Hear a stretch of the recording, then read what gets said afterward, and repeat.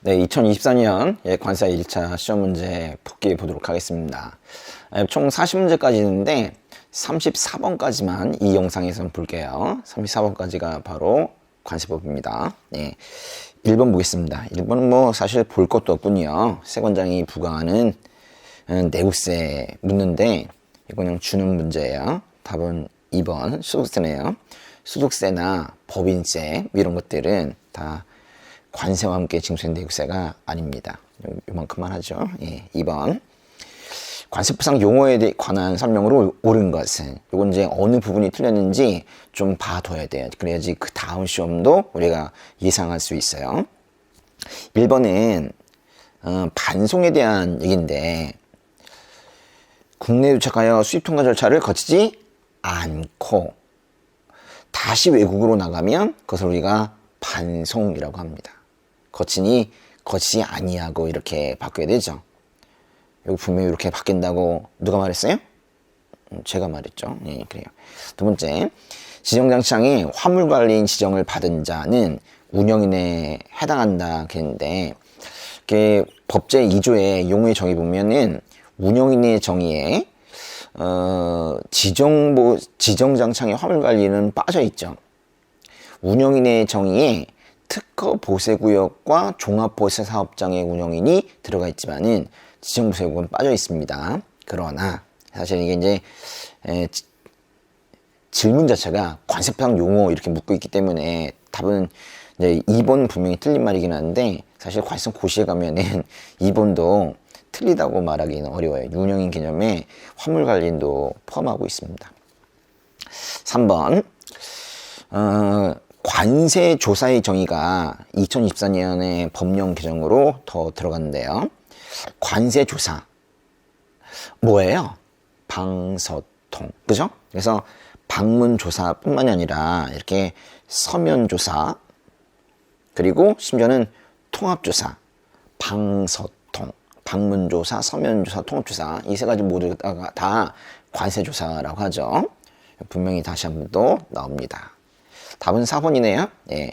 외국물품이더라도 선박용품 등을 그 운송수단에서 용도에 따라 소비 사용하는 경우에는 수입이 아니다. 맞습니다. 근데 이거는 법의 2조에 나오는 게 아니라 법의 239조에 나오는 수입으로 보지 아니하는 소비 또는 사용에 포함이 되는 내용이죠. 5번에 보시면은 이 탁송품의 정의에서 휴대에 반출입하는 휴대품은 좀 구분을 하고 있어요. 그래서 헷갈리지 말아요. 탁송품은 운송수단을 이용해서 물건이 그냥 들어오는 거지, 그 운송수단에 타고 있는 사람을 통해 사람이 핸드캐리를 들고 들어오는 휴대품, 그거는 좀 구분을 해야 된다라는 거예요. 그래서 휴대하여 반출입하는 것을 업으로 하는 자는 제외한다, 그렇게 용어의 정의되어 있는데, 그걸 마치 맞는 것처럼 이 본문 안에 포함시켜 놓으면 틀리는 거예요. 3번, 관세법상 외국물품인 것은, 답은 1번인데요. 보시면은 보세구역 밖에서 한 보수작업이든 그냥 보세구역 안에서 한 보수작업이든 외국물품에 부과된 내국물품, 그러니까 외국물품이 들어왔죠. 거기다 이제 내국물품이 부과는 덧붙였다는 뜻인데, 그 덧붙여지면은 그거는 끝이 내국물품 이렇게 끝났어도 외국물품으로 보죠. 법 158조에서 그렇게 말하고 있습니다. 근데 나머지 2, 3, 4, 5번은 모두가 다 법제 2조에 나오는 용의 정의 나오는 그 내국물품이에요. 보세요. 즉시 반출 신고하고 반출이 됐대. 이 반출이 됐다. 3번에도 있네요. 반출이 됐다. 이 반출이 된 거는 즉시 반출 신고의 경우에 수리까지 되고 반출이 된 거고, 3번에 반출 승인을 받아 반출된 건 반출 승인을 받았기 때문에 반출이 된 거예요. 그러니까 반출되었다는 거에 정부의 수리나 정부의 승인이 이미 있다는 거를 다 알 수 있어요. 정부가 오케이 하면 관세상 안쪽으로 들어온 거죠. 그 행정 처리 중에 하나가 바로 또 수리 아닙니까? 예. 그래서 그냥 수입증거 수리든 입항전 수입증거 수리든 수리가 되면은 그거는 관세선을 통과하는 거예요. 5번은 참 중요한데, 우리나라 배가 공해에서 잡았기 때문에 이 물품은 내국물품이라고 보는 겁니다. 근데요, 5번에서 우리나라 선박에 공에서 포획한 수산물 하고 끝나도 되는 겁니까? 으로써 뭐 무슨 신고가 수리되기 전에 그런 말 필요 없죠. 내공품은 그냥 우리나라 선박이 잡은 물고기는 다 내공품이 되는 거고, 이거는 내공품이기 때문에 우리나라 선박이 잡은 건 그냥 들어와요. 통관 안 하고 그냥 원양 어합해서 잡은 물고기는 그냥 들어온단 말이에요. 4번 납세담보에 관한 설명으로 옳지 않은 것은, 제가 이제 늘 강조하는 시행령이 있는데 바로 시행령 10조입니다. 10조는 내용이 참 여러 가지이고 내용의 중요성도 높고 하기 때문에 꼭 복습을 하셔야 되는데, 시행령 10조에서 여러 개가 나온 문제예요. 그러니까 1번도 3번도 그리고 5번도 다 시행령 10조에서 나왔죠. 1번에 보시면은 토지를 담보로 제공하려는 자는 토지에 대한 토지를 담보로 제공할 때는 이 서류가 꼭 필요해야 됩니다. 저당권 설정 서류.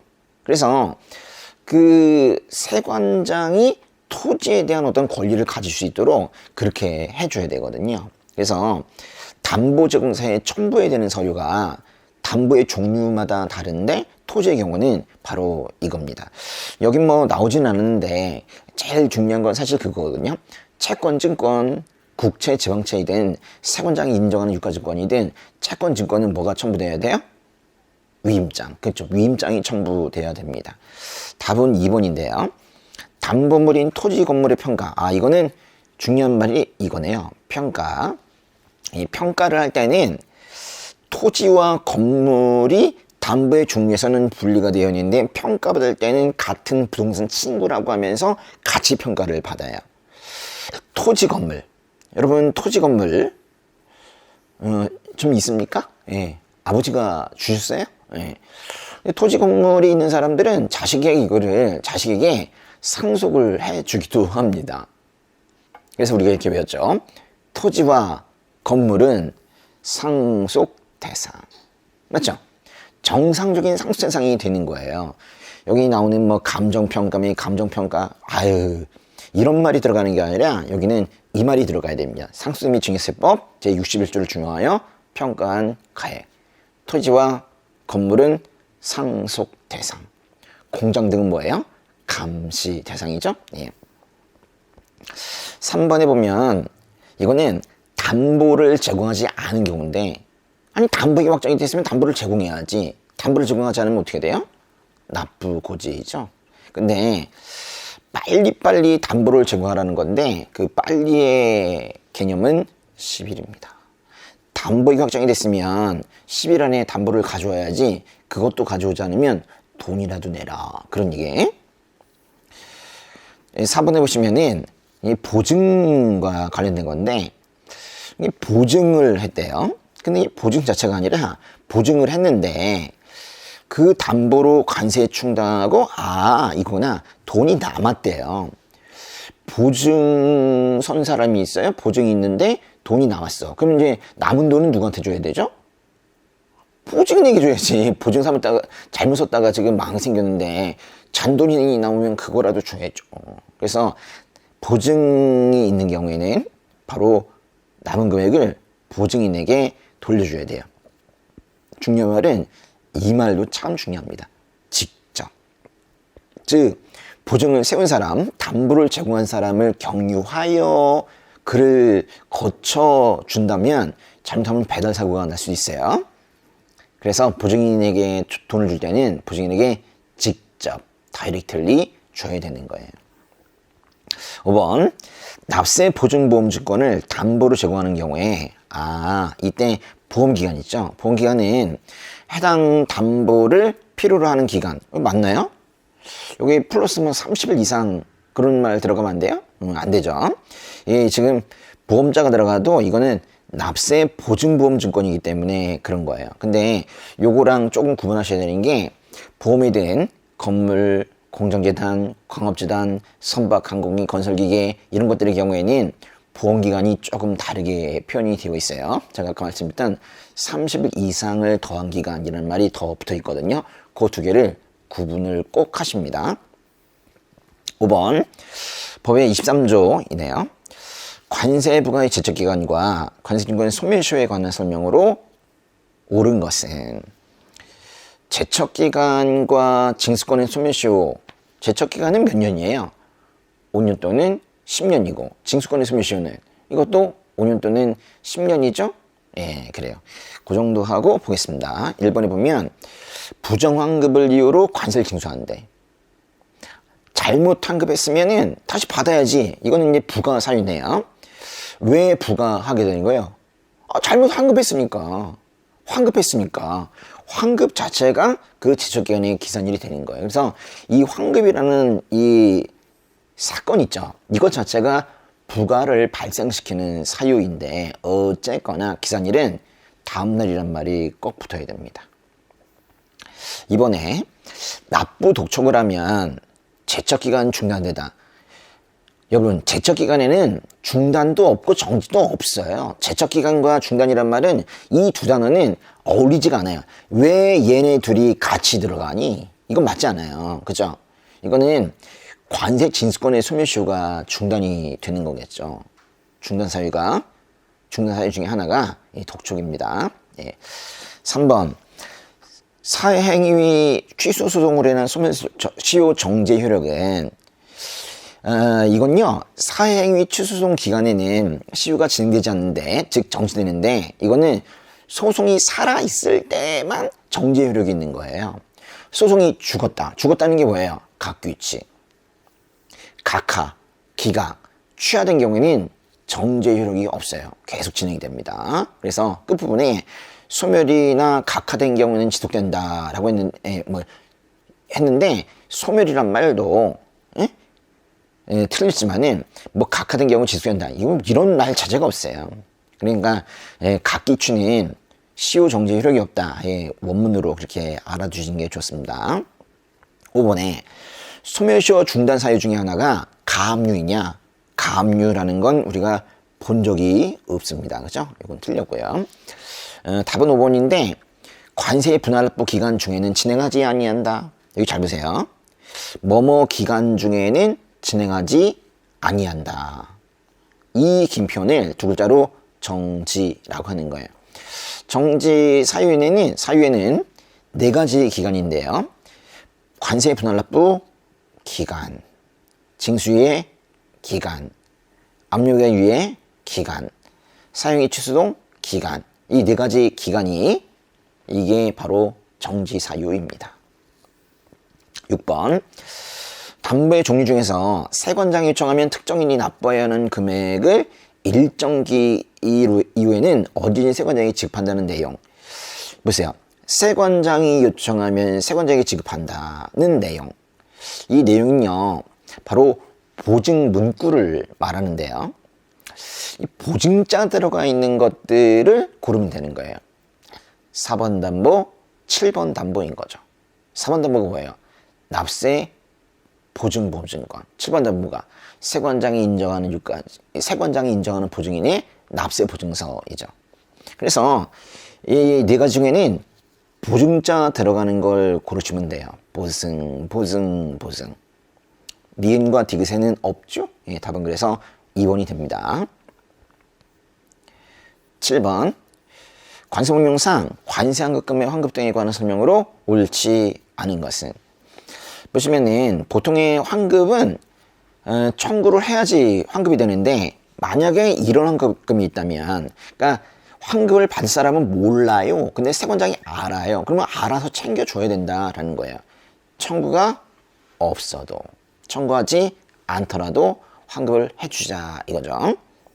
이번에 46조의 내용이고요. 이번에 세관장은 관세환급금의 과다환급액을 징수할 때, 그러니까 과다환급액 징수한다는 건 환급하다 보니까 너무 많이 환급했다는 건데, 그렇다면 너무 많이 환급했다 그러면 이제 다시 과다환급액을 징수할 때 이자도 받아요. 그 이자는요, 항상 원금 곱하기 기간 곱하기 이율, 이런 형식을 두거든요. 그래서 그 다음에는 기간이 나오는 거예요. 보세요. 기간. 요게 나오는 거예요. 과다환급한 의 다음 날부터 징수 결정을 하는 날까지. 이제 이건 뭐 맞는 말이긴 한데 어쨌거나 이 다음 날이 앞에 붙어 있는 거 중요해요.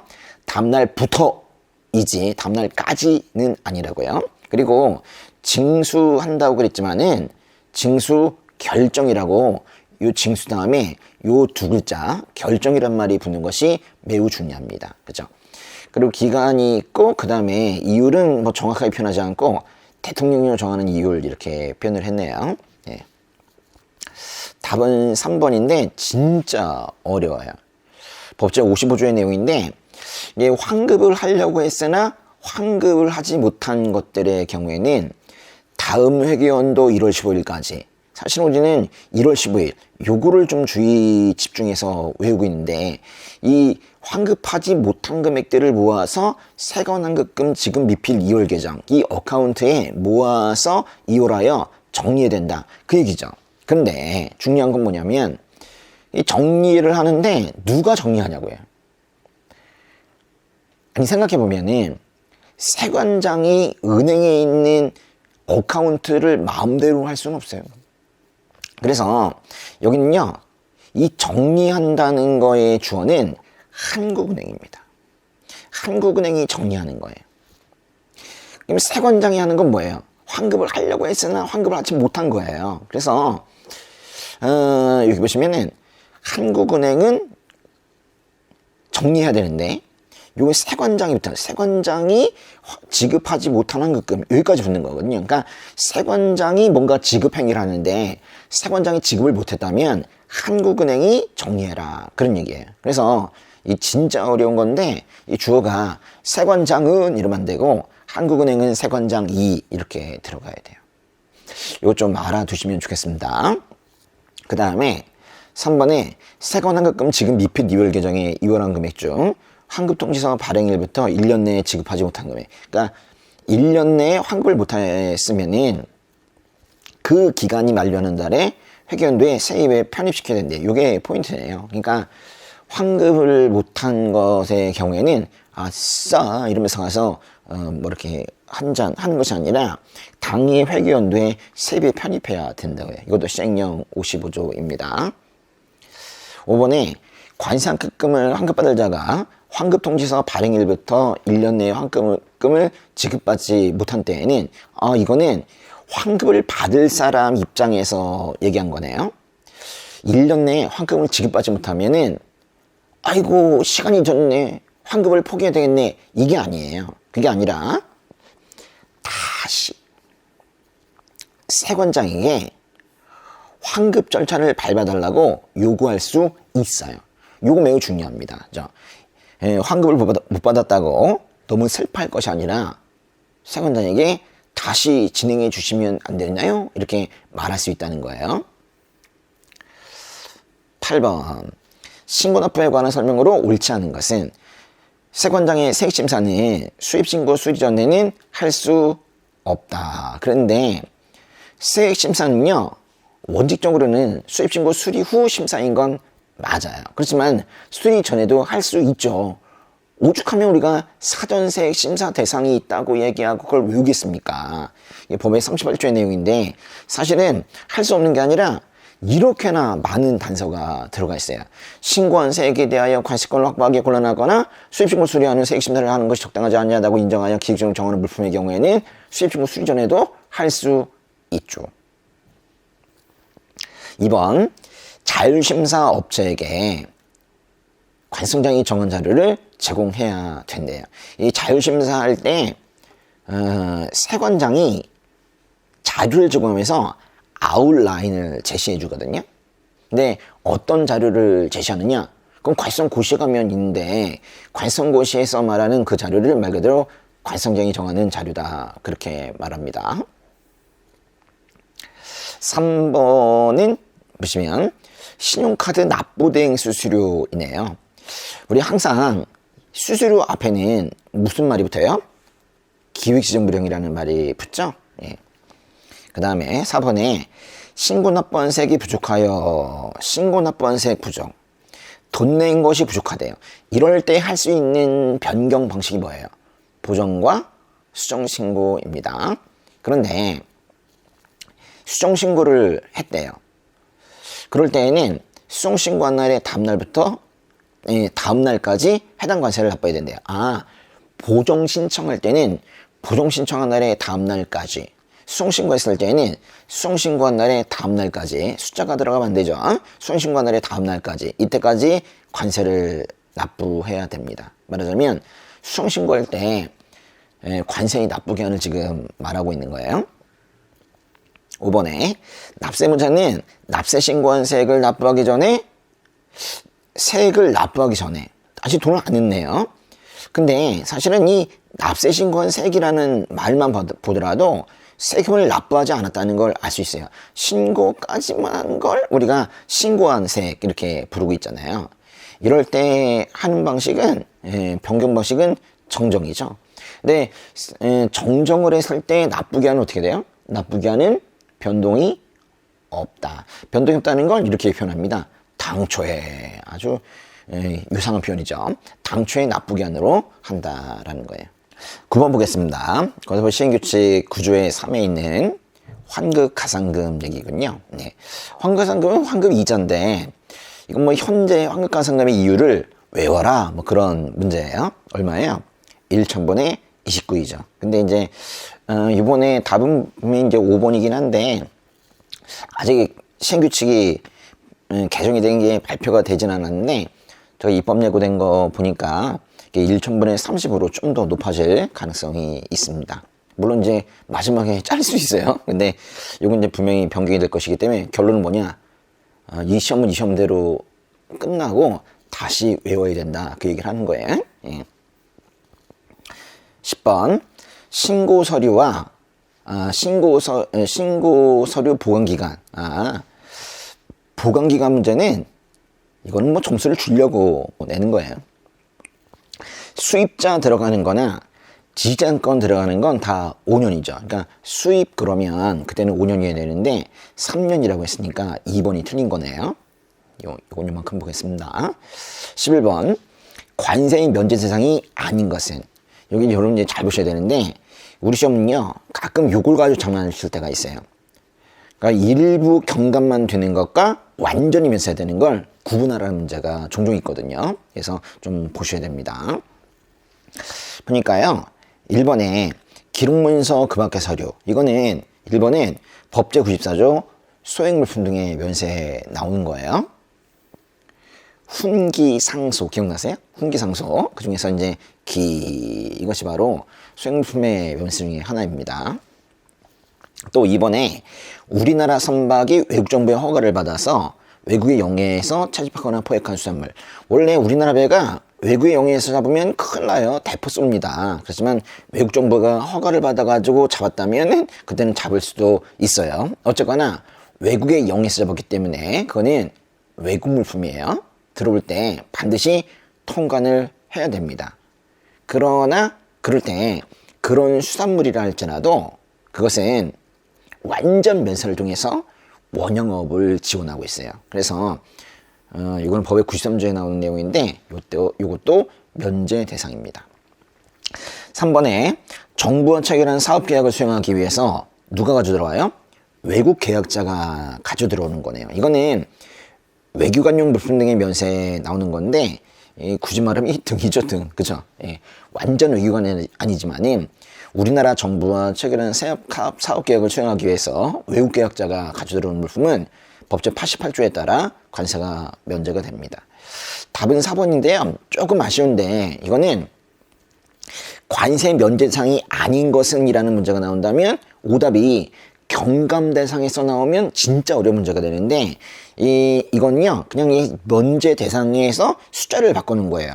이제 보시면 알겠지만은 이번 문제는 숫자 바뀐 게 엄청 많아요. 사실 뭐 전통적으로 관세 문제는 숫자 바뀌는 게 많습니다.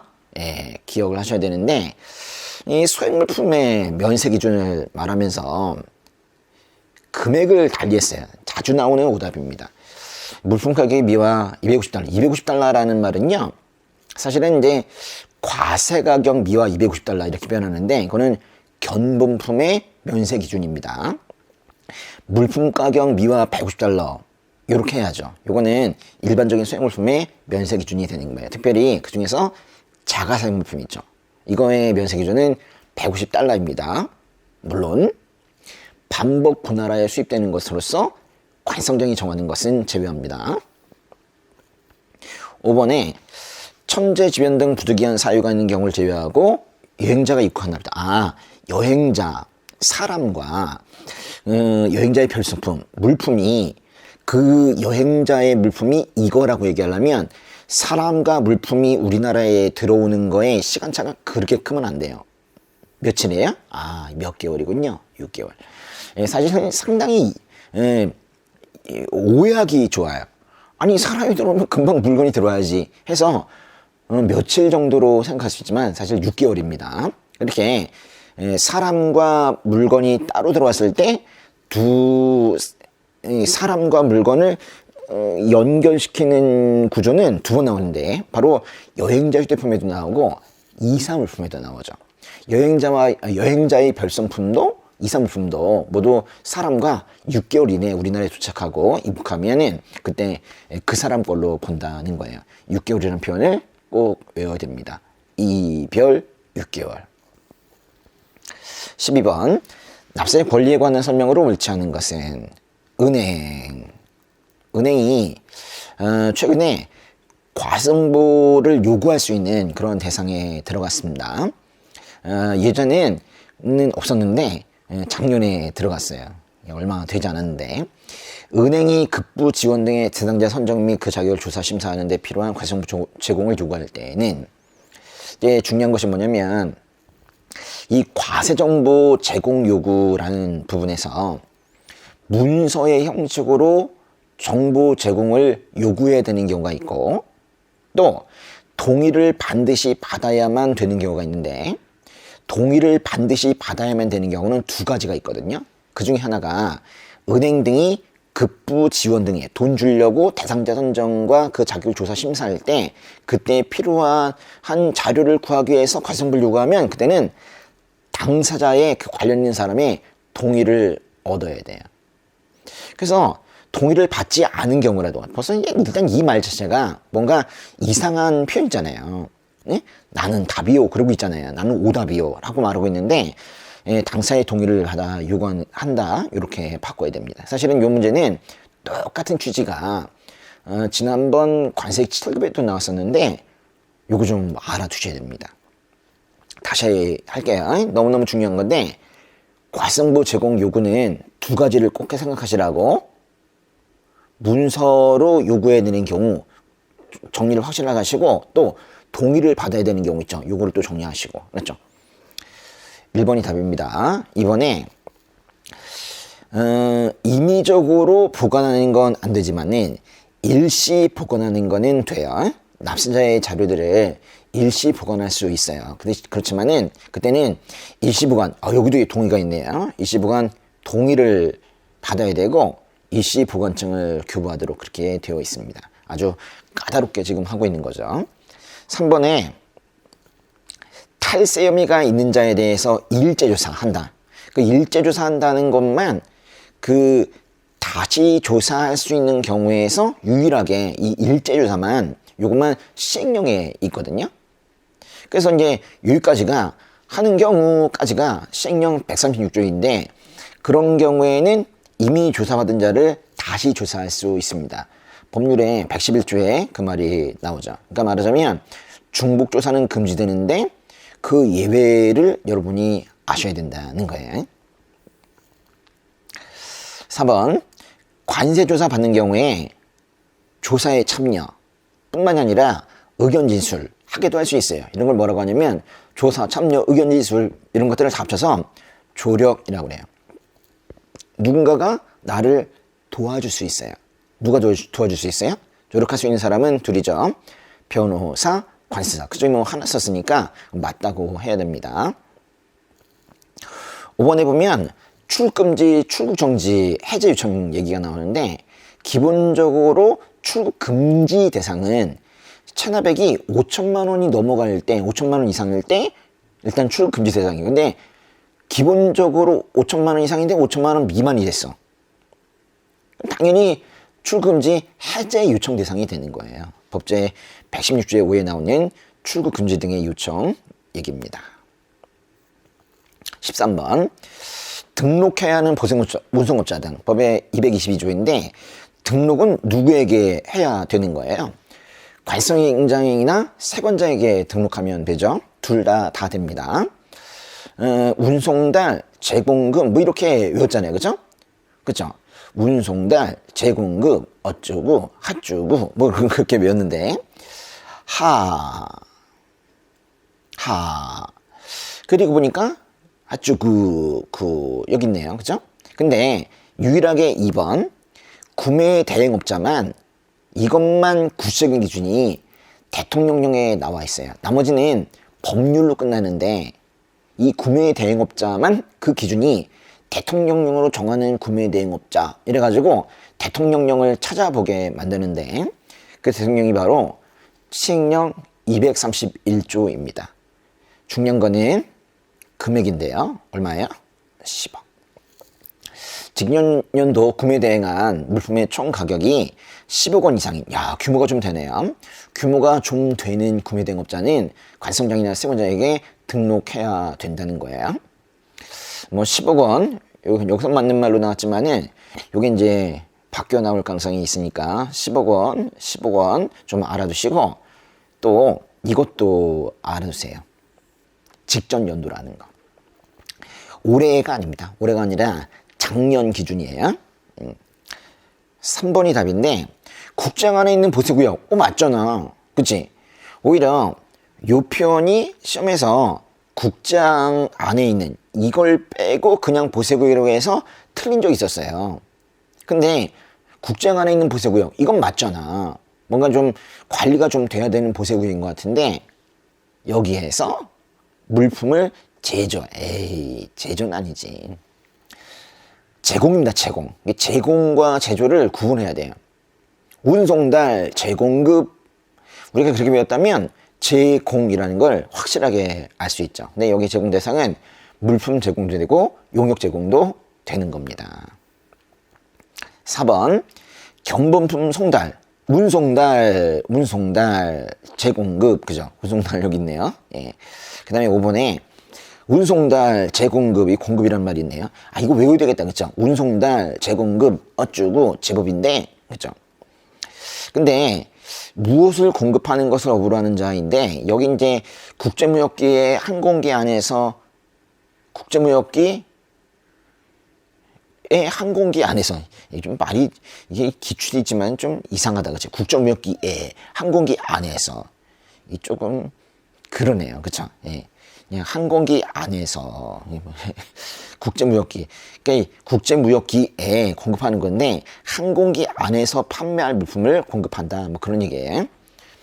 근데 이 항공기 안에서 판매할 물품 여기부터가 아니라 여기부터예요, 그죠? 항공기 안에서 판매할 물품 요 자리에 들어갈 수 있는 게 선박용품, 항공용품, 차량용품, 선박항공기, 철도 차량 안에서 판매할 물품뿐만 아니라 심지어는 용역도 여기에 들어갈 수 있어요. 그렇죠? 예. 14번 보세운송업자 등의 등록의 효력상실 사유를 모두 고른 거. 보세운송업자 등의 등록의 효력상실 사유는 총 4가지가 있습니다. 법의 224조에 2에 있는 건데요. 요거는 잘 보지 않았던 거예요. 근데 여러분이 좀 봐두시면 좋겠는데 보세운송업자가 만약에 개인회사라면 또는 개인이라면 그 사람이 죽으면 사망이죠.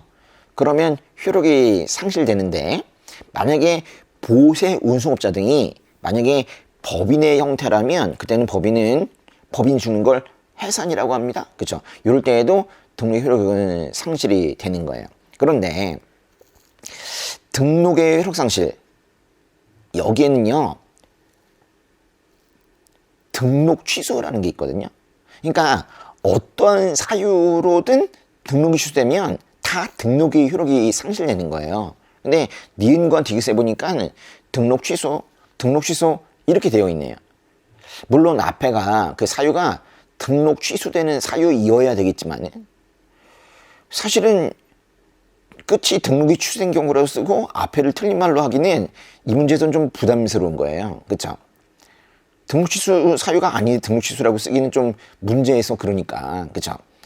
그래서 등록취소라는 이 말을 우리가 신뢰한다면 이 등록 취소된 경우는 모두가 다 효력 상실 사유가 되는 거예요. 그래서 기역, 니은, 디귿이 다 효력 상실 사유가 됩니다. 답은 5번이에요. 15번. 재술면세 자체가 아니라 거기에 나오는 이 가산세를 지금 얘기하고 있는 건데요. 재술면세의 경우에는 일단은 재술면세 대상과 그 재술면세 대상인 동시에 가산세 징수 대상이 같은데 그 감면의 구체적인 대상 물품들 있죠. 그건 어디에 나와요? 감면이 대상이 되는 물품 어디에 나오냐고. 이건입니까? 기재부령으로 정하는 물품 맞죠? 맞아요. 우리 감면은 웬만하면 이렇게 얘기한다고요. 기재부령으로 정하는 물품이 감면 대상이고 또한 여기서는 가산세 징수 대상이기도 합니다. 최고 금액은 500원이고 그 가산세 금액은 20%이긴 20%인데 뭐의 20%냐면 관세의 20%죠. 관세 20%. 예, 그래서 답은 4번이 됩니다. 네, 16번 보겠습니다. 예, 심사청구에 대한 내용이네요. 답은 1번입니다. 심사청구는 분명히 관성장에게 하는 거지만은 세관장을 경유해야 됩니다. 세관장이 자기 의견도 첨부를 해야 되거든요. 그걸 뭐라 그래요? 7견서. 그죠? 의견서를 7일 내에 보내야 하기 때문에 우리가 항상 의견서를 7견서 그렇게 외우고 있죠. 예, 법의 122조 내용입니다. 예. 이번은요, 보정인데, 보정을 요구하는 것은 20일 내에 보정하라고 해야 되죠. 과세법에서 다는 아닌데 99% 보정하는 기간은 20일입니다. 3번은 대리인 얘기인데요. 대리인이 변호사, 관사 말고도 소액 사건의 경우에는 배우자 또 사촌 이내의 혈족 또 배우자의 사촌 이내의 혈족 배사열 이런 사람들이 대리인이 될 수 있는데 그 금액 기준은 이거죠. 대통령령으로 정하는 금액. 가보니까 3천만 원이죠. 예, 그 미만입니다. 그래서 근데 3천만 원 미만인 경우라도 배우자는 대리인이 될 수 없다. 이런 얘기를 왜 쓰냐, 그치? 예. 4번에 진짜 이건 좀 어려운 문장인데요. 위원회 의결에 따라 심사 청구에 대한 결정을 하여야 한다. 사실 법의 127조의 내용은 이거예요. 심사 청구가 있으면은 그때는 이 사람이 누가요? 관성장이 관세심사위원회의 의결에 따라 결정하여야 한다. 이래야 되거든요. 근데 여기에 잘못된 문장의 주어는 관성장이 아니라 관세심사위원회 위원장 그랬어. 관세심사위원회 위원장이 누군데요? 관성장이 아니죠. 그럼 누구예요? 한마디로 말하기 어려울 정도로 관세심사위원회 위원장은 어떤 경우에는 세관장이 임명하기도 하고 어떤 경우에는 관성장이 임명하기도 하거든요. 시행령 144조의 6에 그 자세한 내용이 나와 있습니다. 어쨌거나 관성장은 아니에요. 그렇죠? 5번 심사 청구는 90일 내에 제기해야 되는데 이 90일 기준은 안 날부터 90일 또는 받은 날부터 90일이지 처분이 내려진 날, 처분을 한 날부터 90일이 아니죠. 그래서 이 90일 앞에는 이런 말이 들어가야 돼요. 안 날 90일, 받은 날 90일. 17번 보겠습니다. 관성장이 보세 판매장에 대한 특허 심사 평가 기준을 정할 때 고려 요소가 아닌 것은 이거는 본 적이 없는 것 같아요. 이게 시행령 192조의 3에 나오는 내용인데 사실은 야 이런 것까지 해야 되나 싶기는 합니다. 그런데 안 봤어요. 안 봤지만은 어느 정도 알 수는 있어요. 왜냐면 이 보세 판매장에 대한 특허 이 얘기를 우리가 특허 보세의 특례라는 부분에서 얘기하고 있는데 이 보세 판매장에 대한 특례가 뭐예요? 그러니까 면세점을 너무 대기업이 도식하고 있으니까 안 되겠다. 중소기업, 중견기업에게도 일부를 좀 나눠줘서 그들도 돈 벌 수 있게 해주자라는 게 바로 특허 보석의 특례 아닙니까? 그러니까 말하자면 중중이 중소기업, 중견기업 중심의 내용이 바로 특례예요. 대기업 잘 되라 그런 얘기 아니라고요. 근데 여기 보니까 4번에 앞에 법률의 내용도 틀렸지만은 상호 출자 제한 기업 집단 이게 뭐예요? 여기에 속한 기업이 바로 대기업이에요. 그 대기업의 주주와 임원 구성 이런 것들이 왜 필요하니? 그죠?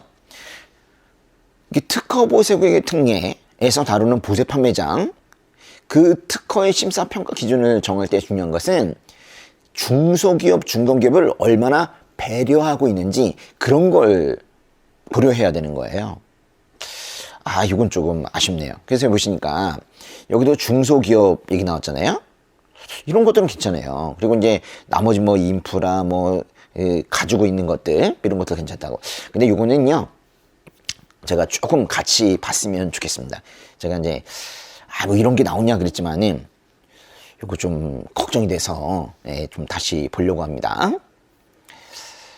기본서에 349쪽에 있는데요. 이 349쪽에 중간에 보시면은 시행령 192조에 3이 있어요. 제목 자체가 보세 판매장 특허의 신용 자격과 심사지 평가 기준이네요. 여기 보니까 그 2항에 이 평가 기준이 이렇게나 많아요. 그러니까 여기에서 이제 문제 내는 게 객관식 문제 내는 게 너무 좋은 거예요. 형식적으로 좋잖아. 근데 여기 보니까 이래요. 뭐 대부분이 다 특허를 해주는 거니까 특허와 관련된 내용이긴 한데 중간에 중소기업이란 말이 있죠. 7번에도 보니까 이거 중소기업이 아닌데 근데 중소기업은 아닌데 이 기업과 중소기업, 중견기업 간의 상생협력을 위한 노력 정도. 사실은 이게 들어가야 되는 거예요. 그러니까 상호 출자 제한 기업 집단에 속한 기업. 이거 자체만의 어떤 특질을 말하는 게 아니라 이것과 중소기업, 중견기업 간에 어떻게 서로 상생해서 성장해 갈지 그 노력의 정도 이런 것들을 그 특허 신청 자격의 평가 기준으로 삼는단 말이에요.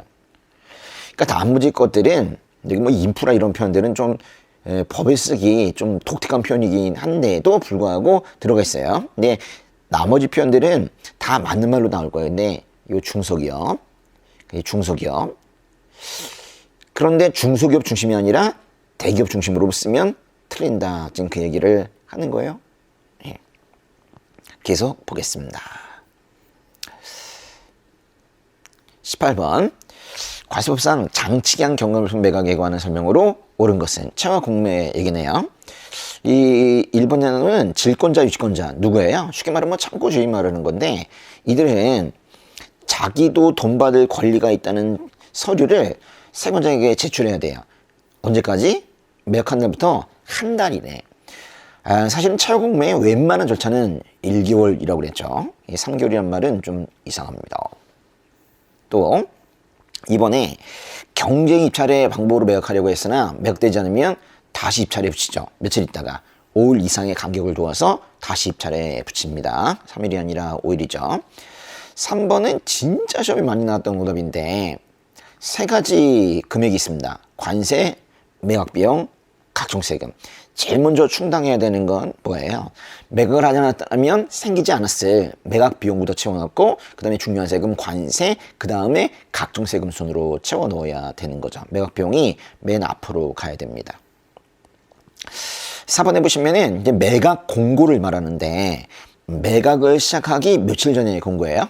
15일이 아니라 10일이죠. 이제 법의 210조에 나오는 내용인데 이것도 잘 알아두셔야 됩니다. 네. 4번이 맞는 말이네요. 매각 방법을 말하고 있는데 매각 방법이 총 4가지인 것 같지만은 사실은 일반 경쟁입찰과 지명 경쟁입찰을 합쳐서 경쟁입찰 하나로 보기 때문에 4가지지 210조에서 말하는 이 매각 방법은 총 5가지입니다.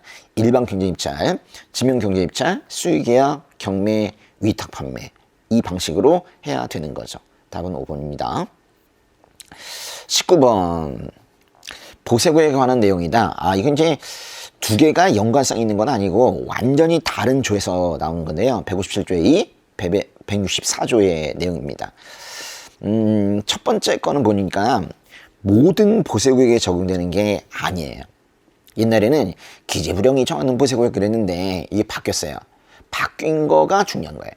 관성장이 정하는 보세구역. 말하자면 일부 보세구역이라는 뜻인데 여기에 이제 반입된 물품은 수입신고 수리되잖아요. 그러면 반출을 해야 되는 거예요. 가져 나가야 되는 거예요.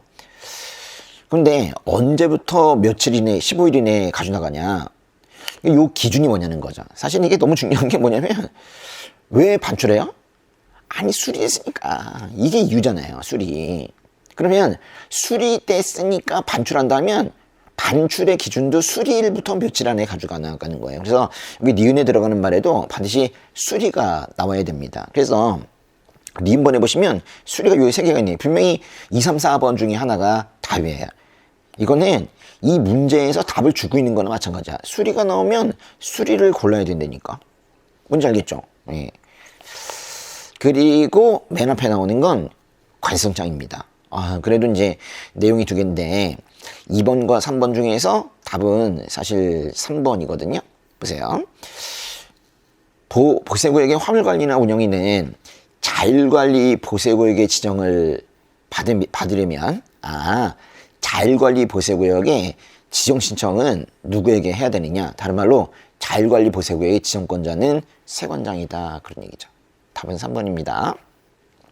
20번 운송수단에 관한 설명으로 옳은 것은 국장이 아닌 지역에 출입하기 위해서는 허가를 받아야 되고 수수료를 내야 됩니다. 여기 이제 사실 허가라는 말이 좀 나왔으면 좋겠는데 어디를 찾아봐도 허가란 말이 없어요. 그렇죠? 조금 아쉬운 게 있는데 여기 사실 이제 허가 수수료입니다. 허가 수수료의 총액은 50만 원을 초과하지 못한대요. 국장이 아닌 지역에 출입할 때 수수료를 산정하는 방법을 물은 게 아니라 수수료 산정의 구체적인 기준은 신규칙 62조에 있기는 합니다. 그런데 여기서는 이 총액, 이 한도를 지금 말하고 있어요. 얼마예요? 50만 원. 이거는 사실은 맞는 거예요. 그래서 답은 1번이고요. 2번은 참 많이 나왔던 오답인데 보면 통관력은 누가 정하냐? 관성장이 정하죠. 그리고 통관장은 누가 정하냐?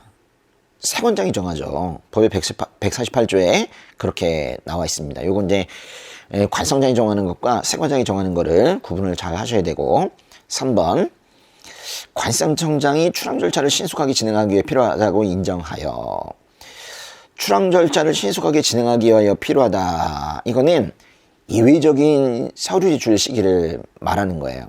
이때 적자물 목록을 제출할 때 원칙은 출항 전에 제출하지만 예외적으로 출항하고 7일 범위에서 제출할 수 있습니다. 10일이 아니라 7일이죠. 이 법의 136조의 내용인데 3번은 11을 7일로 바꿔야 되고요. 4번 국장의 지정 기준을 지금 말하고 있는 건데 5,000등급 이상의 선박이 연간 50회죠. 그랬잖아요. 이 선박 쪽, 바다 쪽은 다 오션이잖아, 오션. 오션이면은 시작하는 말이 다 오로 시작해야 되죠. 그죠? 오.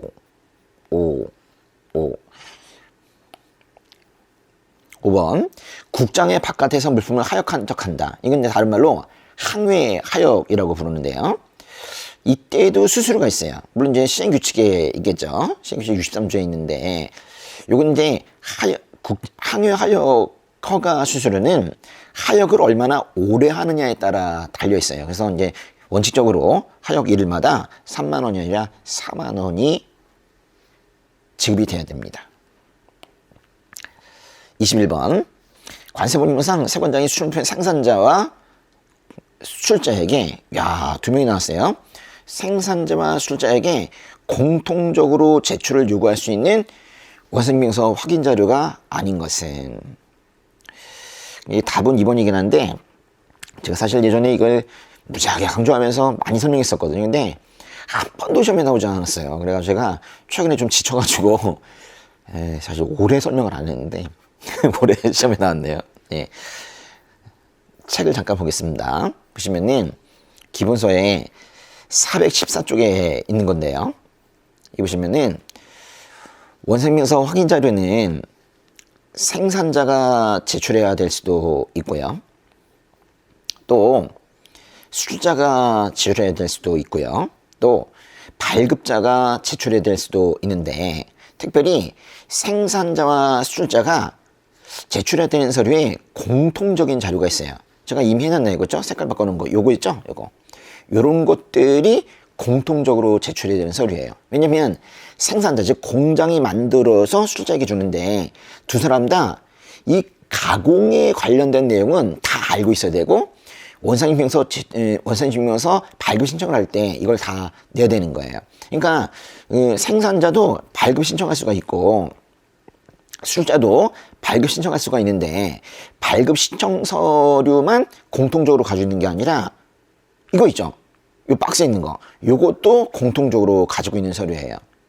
그래서 보니까 요 수주자가 제출하는 서류 중에 제1호 라목부터 바목까지 이게 바로 라마바가 이거예요. 어떤 내용이에요? 보세요. 잘 보시면은 수주자와 생산자가 공통적으로 가지고 있어야 되는 서류에는 다 원재료 이런 말이 들어가요. 그리고 발급 신청 서류가 공통적으로 들어가는 서류죠. 그래서 요거 두 개를 잘 보시면은 보세요. 21번 문제 원재료 그리고 발급 신청 서류 명확하죠. 답이 2번인 거예요. 2번만 아닌 거예요. 그렇죠? 그러니까 알아두시고 이제 처음 나오기 시작했는데 저는 사실 상당히 중요한 문제로 생각하고 있는 내용 중에 하나입니다. 그다음에 22번 무역원화라 기본계획. 당연히 뭐 기획재무장관이 계획을 세우는 건 알고 계시죠? 포함되는 사항을 모두 골라라 그랬는데 사실은 무역원화 기본계획이 포함되는 사항이 아닌 걸 만드는 게 힘들어요. 그래서 이건 뭐 선생님 제가 이렇게 말하긴 그렇지만 웬만하면 그냥 다 맞다고 하셔야 돼. 그렇죠? 여기 아닌 걸 만들기가 힘들다고. 혹시라도 사람 바꾸기, 뭐 기재부 장관을 관성장으로 바꾸는 그런 게 있을 수 있는데 여긴 그런 가능성도 없어요. 답은 다 5번입니다. 23번 원산지 표시 위반 단속기관협의회. 그치? 이렇게 단속기관협의회, 특별히 기관협의회 이렇게 끝난 거 이거는 무조건 위원수가 25명입니다. 맞네요. 그렇죠? 또 위원장은 그 관성의 고위 공무원단에 속하는 공무원 중에서 관성을 지정한 사람이 되고 3번 이거 중요해요. 위원회는요 특별자치도의 장이 지정하는 것뿐만 아니라 웬만한 부서에 과장급 공무원 한 명이 포함이 됩니다. 이 말을 좀 하셔야 되는데 위원회는요 이 앞에 말이 무엇이든 앞에 말이 특별자치도의 장이 나오든 뭐 광역시가 나오든 또는 어떤 관청이 나오든 그런 거 상관없이 무조건 과장급 공무원 1명 이 말이 들어가면 위원이 되는 거예요. 4번 위원장이 불이한 사유로 직무를 수행하지 못하는 경우 아이고 너무 아파요 뭐 그래가지고 위원회를 열지 못하면은 그때는 직무를 대행할 사람이 필요한데 누가 직무를 대행하느냐? 아니 왜 위원장이 아픈데 관성장이 그 사람을 지명하냐, 그죠? 위원장이 지명을 해야 되죠. 그래서 지금 상황이 딱 이겁니다. 위원장, 이 사람이 부득이한 사유로 직무를 수행하지 못하는 경우 이 말이 붙잖아요. 그러면 항상 그 대타는 위원장이 지명한 사람이 직무를 대행합니다. 여러분 요 말을 좀 외워두셔야 돼요. 이건요 모든 위원회, 모든 협의회, 여기 위원회 자리에 협의가 들어가야 되는데 모든 위원회와 모든 협의회에 다 적용되는 겁니다. 항상 위원장이 미리 지명한 사람이 위원장의 직무를 대행하는 거예요. 너무너무 중요하네요. 위원장. 그렇죠? 5번에 보면 원산지 표시반 단속 업무에 필요한 정보 교류에 관한 사항은 협의사항. 그러니까 단속기간 협의회는 말 그대로 협의라는데요. 어떤 걸 협의하느냐. 많은 것들을 협의하는데 보니까 원산지 표시반 단속 업무에 필요한 정보도 교류하고 그리고 여기 관련된 인력도 교류해요. 그래서 정보 교류, 인력 교류 두 가지 교류가 다 합의사항이라는 거 알아주세요. 협의사항. 협의회니까 협의가 제일 중요한 거거든요. 협의회 내용이 중요하다. 24번. 관세 법령상 관성장이 전자상거래 물품에 대하여 따로 정할 수 있는 통관이 필요한 사항으로 명시되어 있지 않은 것은 이 전자상거래 물품은 특별 통관이 가능합니다. 근데 특별 통관에 대한 어떤 자세한 내용이 우리 관세법에 있지 않고 사실은 관성고시에 있거든요. 그래서 여기 관성장이라는 말이 있는 거예요. 관성장 고시에 있습니다. 근데 이 관성고시에서 중요한 내용을 다루겠지만은 무엇을 다룰까 하는 그 커다란 아웃라인 그런 것들은 관세법 시행령에서 정해주거든요. 바로 시행령 258조에서 정해주는데 거기 보면요. 웬만하면 전자상거래 물품의 특별통관 고시에 나오는 거는 방법이에요. 그러니까 어떤 식으로 특별통관해라 이런 거지. 그러니까 여기 방법이란 말이 나오잖아요. 방법 이런 말들은 들어가기 좋아요. 근데 일본에 나온 것처럼 검사장소 쉬운 말로 한다면 사실 창고를 정해주는 건데 아니 창고가 미리 정해지는 게 말이 됩니까? 이 말도 상당히 우스운 말인데 사실 여기 정확하게 들어가는 건 여기도 방법이에요. 고시에서 전자상거래 물품 특별통관 고시에서 주로 정하는 건 특별통관 방법입니다. 그렇죠? 그리고 나머지 이 것들은 뭐 특별통관 이런 말들 들어가는 거예요. 특별통관과 방법입니다. 25번 시행령 247조인데요. 가산세율에 관한 내용이다. 딱 보니까 수입 반송신고 지연 가산세를 말하고 있네요. 수입 반송신고 지연 가산세는 이렇게 말하잖아요. 신고 기한이 경과하고 20일 내, 50일 내, 80일 내 이외의 경우 0.5, 1, 1.5, 2. 근데 여기 보니까 위에 두 개만 나와 있는 거예요. 그래서 보니까 이 5가 1첨부에 오면 0.5잖아요. 0.5는 20일 내겠죠. 기억은 20일 내고. 그 다음 바로 50일 내인데 0.5일, 1이네요. 그러면 1이면 100분의 1인데 1천분의 10이라고 표현해도 괜찮습니다. 그래서 답은 1번이네요. 26번 과세자료 요청 등에 관한 설명으로 옳지 않은 것은 일단 과세자료 요청은 그 관성 밖에 있는 제3의 기관 관청에 자료 가져오세요 라고 요청하는 건데 요청은 누가 해요? 이 사람이 하죠. 관성장이 자료 요청을 합니다. 이 말과 요청이란 말이 참 잘 어울린 거예요. 청장이 요청하는 건 참 잘 어울리는 거예요. 그런데요. 관성장이 요청하지만은 실제로 이 과세자료 제출 기간은 어디에 자료를 제출합니까? 관성장에게 줘도 되고 세관장에게 줘도 되죠. 그 말이 어디냐면 3번부터 볼까요? 3번 보겠습니다. 3번 과세자료 제출 기간의 장이 분기별로 제출하는 건 맞는데 사실 분기별로라는 말은 원래 이 문장에는 없어요. 따로 있는데 원래 자료를 제출하는 기한이 분기별인 건 맞는데 정확하게 하면 분기별로 분기 만료일이 속하는 달에 다음 달 말일까지 제출해야 되는 거죠. 근데 보세요. 어디에 제출한대요? 이 사람들에게. 그렇죠? 요청은 관세청장이 요청하지만은 제출은 관성장에게 제출해야 되고 세관장에게 제출해야 되는데 이 3번의 요지는 그 자료를 제출할 때 목록도 함께 제출해라. 이게 요지예요. 가운데 끼어있는 2번 보겠습니다. 신용카드업자와 여신전문금융협회는 과세자료 제출기간에 해당한다. 맞는데 과세자료 제출기간 웬만한 기관들은 다 들어갑니다. 국가기관부터 지방자치단체부터 아주 중앙에 있는 것부터 지방에 있는 것까지 다 들어가요. 근데 거기서 대부분이 기관 관청 단체인데 좀 특이하게 생긴 게 이거예요. 그래서 이거는 시험에 종종 나오기도 했는데 신용카드 업자와 여신 전문 금융협회도 관성장이 요청하면 자료를 제출해야 되는 그런 기관 단체에 들어가 있습니다. 답은 4번인데요. 우리가 얘기했잖아요. 비밀 유지 언제 중요하다고 그랬어요? 3.1운동 때, 그죠? 3.1운동 때 그 가슴팍에다가 태극기를 집어넣고 비밀을 유지하고 있다가 하나, 둘, 셋, 만세 이렇게 불러야 되는 거 아니에요. 그죠? 3.1운동 때 그때 제일 중요하다고 보세요. 3, 1 이렇게 들어가야 되죠. 야, 이게 진짜 유치하게 1, 3으로 바꿔놨네. 그죠? 예.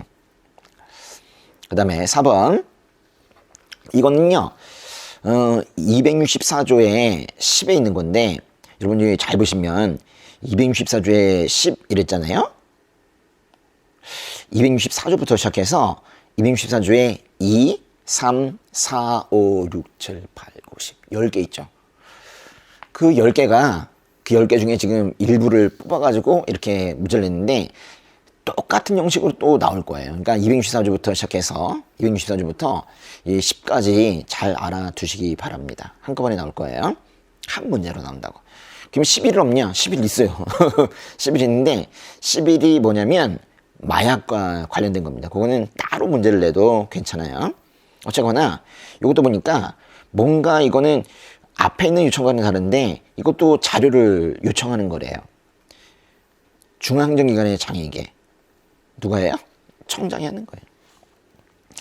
이거는 어떤 정보를 요구하는 거냐면 문제가 있는 거 있죠. 불분류 있죠. 불분류. 이런 정보를 요청하는 그것도 관세청장이 한다라는 거예요. 27번.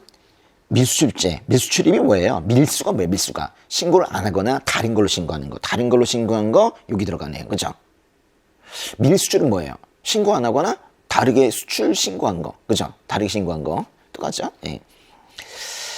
첫 번째는 밀수입인데 우리가 이렇게 외웠어요. 밀수입한 오징어는 10원, 오징 10원. 그죠? 여기는 5가 들어가야 될 거고요. 오징 10원. 오징 10원. 5와 10이 들어가면 되겠네요. 5와 10이 들어가면 되겠네요. 그죠?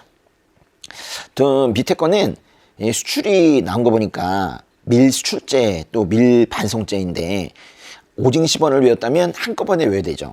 오징 10원 3원 해보세요. 오징 10원 3원 이게 답이 3이죠. 예. 28번 관세 법령상 관성장이 보세요. 이게 11이요. 11. 예, 11. 예. 여기 이제 같이 나올 수도 있고 따로 나올 수도 있는데 여기도 역시 관성장이 있네요. 그죠?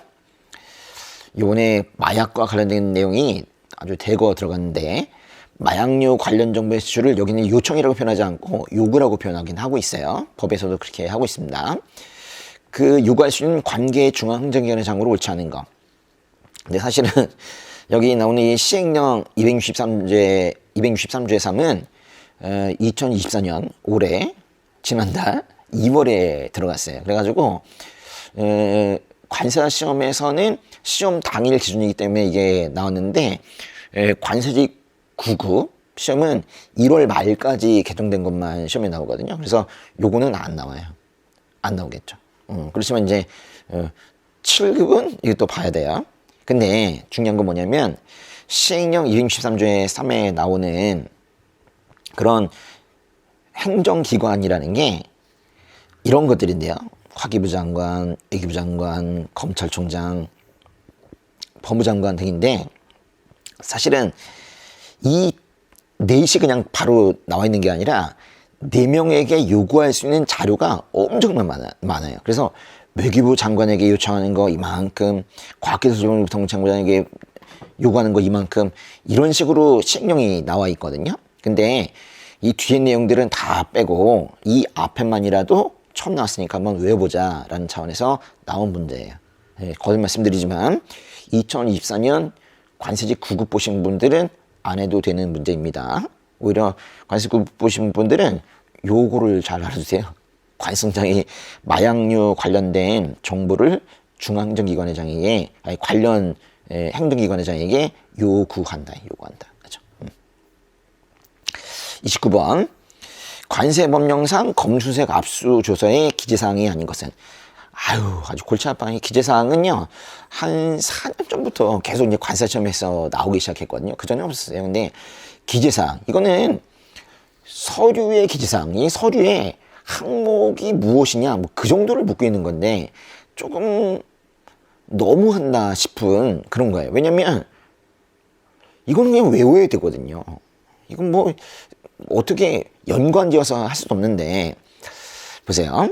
기재사항이 아닌 것은, 이거는요, 다른 거는 되는데, 여기 4번에 보면, 조사를 한 사람과 참여자의 주소 거소와 성명, 이런 게 필요한 게 아니고, 검증 수색 압수 당하는 그 대상이 있죠. 그 대상에 소유자, 소지자의 주소 거소 성명이 필요한 거예요. 조사한 사람과 참여자, 특별히 참여자. 아니, 이 말도 진짜 웃긴 거 아닙니까? 아니, 무슨 수색압수할 때 무슨 참여자가 필요해요. 입회하는 사람이 왜 필요하냐고. 그러니까 이런 이상한 말이 들어간 것 자체가 이게 이제 오답이라는 뜻이에요. 이건 그 정도로 찾아야 되는 건데, 사실은 조사를 한 사람과 참여자라는 표현이 아예 법에 없는 건 아니에요. 이 문제는 시행령 269조의 내용이긴 하지만은 법의 292조에 그런 말이 나오긴 하죠. 여기 보세요. 참여자, 진술자, 조사한 사람. 이게 왜 나오는 거예요, 이 사람들?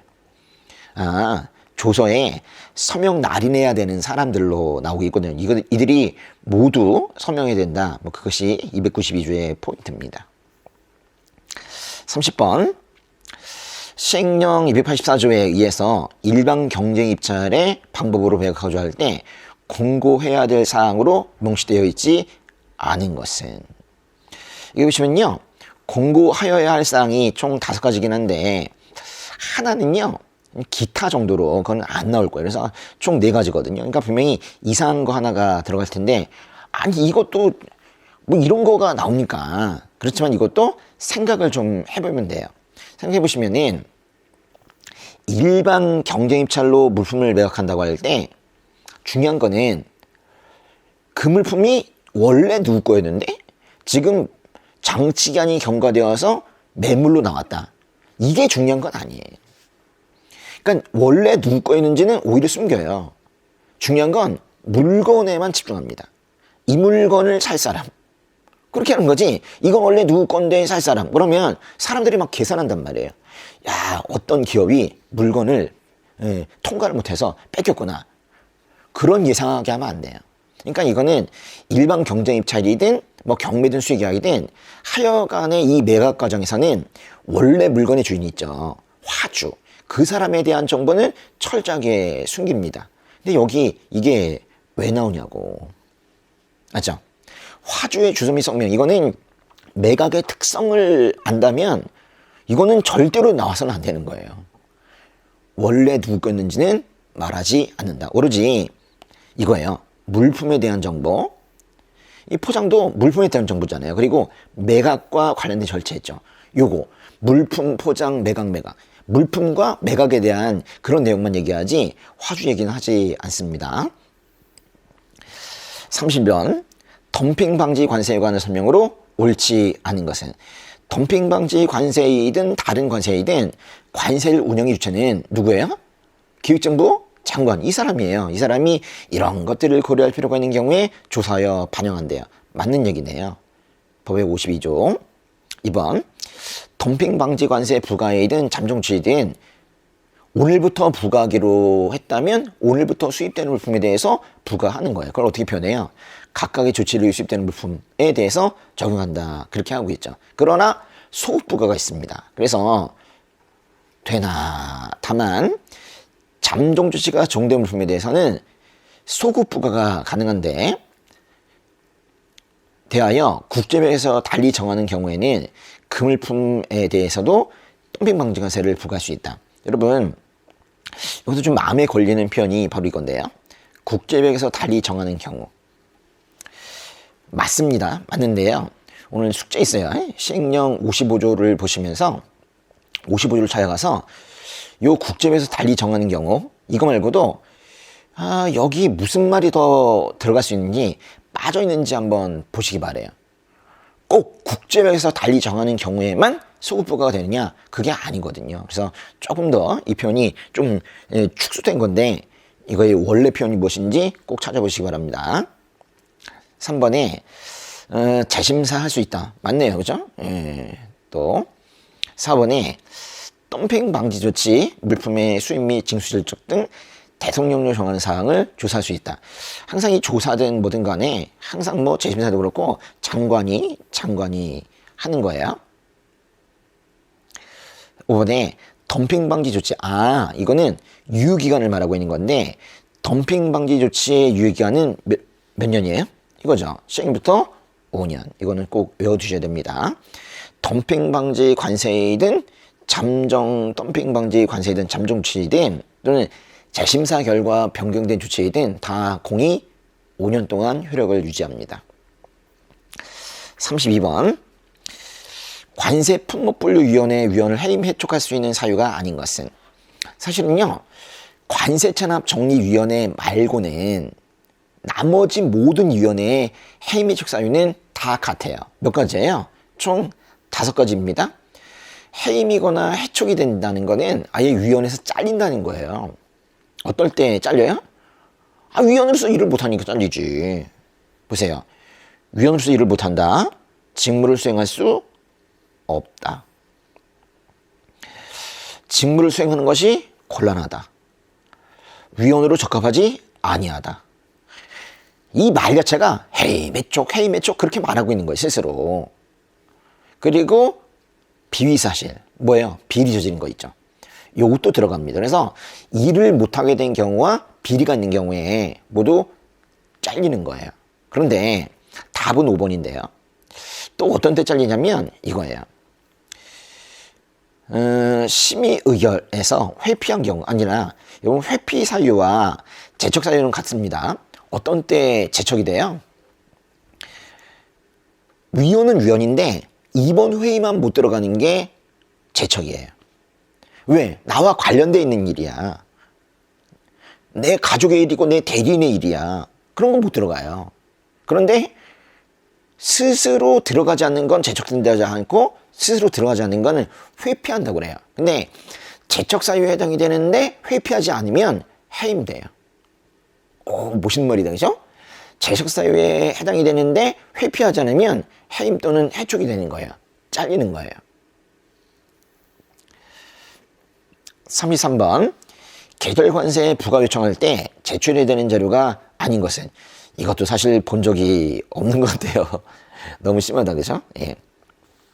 이거는요 최근 1년이라는 표현은 최근 1년간이라는 표현은 웬만한 탄력관세 부과 요청할 때 다 제출해야 되는 서류이긴 합니다. 그런데요 최근 1년이라는 말 요게 들어가는 거에서 만약에 이런 문제가 또 나온다면 오답이 나올 가능성이 높은데 보세요. 3번에 계절관세 부과할 때 최근 1년간의 월별 수입 가격 및 주요 상품 시장의 가격 동향. 중요한 거는 이거죠. 계절관세를 왜 부과해요? 5월에 가격이 다르고 10월에 가격이 다르고 11월에 다른 거예요. 그러니까 우리나라 국산품 출하기에는 그 물품이 우리나라에 많아가지고 가격이 싸지는데 또 그럴 때는 그래서 외국 물품이 들어오면 안 되고 우리나라에서 오히려 국산 출하기 아닐 때에는 그 물품이 또 좀 들어와야 되고 뭐 그런 거예요. 그러니까 월에 따라 계절에 따라 가격이 다르고 관세도 달라야 되는 거예요. 이건 뭐 괜찮네요. 근데 최근 1년간의 월별 동종물품, 유사물품 또는 대체물품의 국내 대체물품별 국내 가격 동향 그럴듯하긴 한데 여러분 귤에 동종물품이 뭐예요? 유사물품이 뭐예요? 대체물품이 뭐예요? 제일 어이없는 게 대체물품이에요. 여러분 돈을 10,000원을 가지고 시장에 가서 처음에 귤을 사려고 했는데 갔다 보니까 귤 대신 딴 거 사야 되겠다. 그래가지고 꼭 오렌지를 사는 건 아니거든요. 수박을 살 수도 있고 참외를 살 수도 있고 다른 걸 살 수도 있어요. 그러니까 대체물품까지 한다면 이거는요. 이 3가지만 얘기한다면 이상 모든 물품에 해당이 될 거예요. 과일 하나의 대체물품은 모든 과일이거든요. 이거는 이 말치자가 너무너무 웃긴 말이에요. 한정을 좀 지어줘야 되는데 여기는 원래는 이런 말이 들어가요. 주요 국내 제조업체별 공정투하기업 이런 말이 들어가는데 어이없는 표현으로 한번 바꿔본 겁니다. 34번 시행령 96조입니다. 여행자 휴대폰 이거는 간이세율 적용 대상인데 그런데도 불구하고 간이세율을 적용하지 않는 물품 포인트는 이거네요. 여행자 휴대폰이 포인트가 아니라 간이세율 적용 제외 대상이 포인트네요. 기억에 보시면은 기억은 개별 소비세가 과세하는 고시기인데 이거는 간이세율이 적용됩니다. 될 뿐만이 아니라 사실은 이 정도가 부과되죠. 288만 28만 8,450원 플러스 192만 3천 원을 초과하는 금액의 45%. 사실 뭐 금액보다는 이게 더 중요한데요. 이걸 우리가 외우고 있다면은 이거는 간이세율이 없으면 이런 걸 왜 외워? 그쵸? 또 1번에 보시면은 신발인데요. 신발은 간이세율이 18%입니다. 요것도 외워주세요. 18%인 거를 다 외워주시는 게 좋을 거예요. 근데 여기에 간이세율 적용 제외 대상으로 나와 있는 것이 바로 이 두 개인데 공교롭게도 이 두 개는 여태까지 가장 시험에 많이 나왔던 간이세율 적용 제외 대상 두 개예요. 술용 원재료와 무쇠인품, 관세가 감면되는 물품이죠. 술용 원재료는 간이세율을 웬만하면 적용하지 않으려고 그래요. 왜냐면 들어올 때 관세 따로 부가세 따로 내야지 나갈 때 수출하면 관세를 환급받거든요. 관세율이 무쇠 물품과 관세 감면되는 물품 이거는 관세 감면된다고 해서 부가세까지 감면되는 건 아니거든요. 근데 어떻게 통합세율인 간이세율을 적용할 수 있겠어요. 그래서 간이세율이 적용되지 않는 겁니다. 예, 여기까지고 그 다음 문제부터는 이제 FTA 관세법에서 나온 거예요. 그래서 여기까지 보도록 하겠습니다. 예, 오늘 하신 것도 제가 빨리빨리 진행하긴 했지만은 그 법조문을 좀 다 찾아보시면서 한 번씩은 다 복습을 좀 하시고 요거를 디딤돌 삼아서 시험을 잘 보시기 바랍니다. 예, 수고하셨습니다.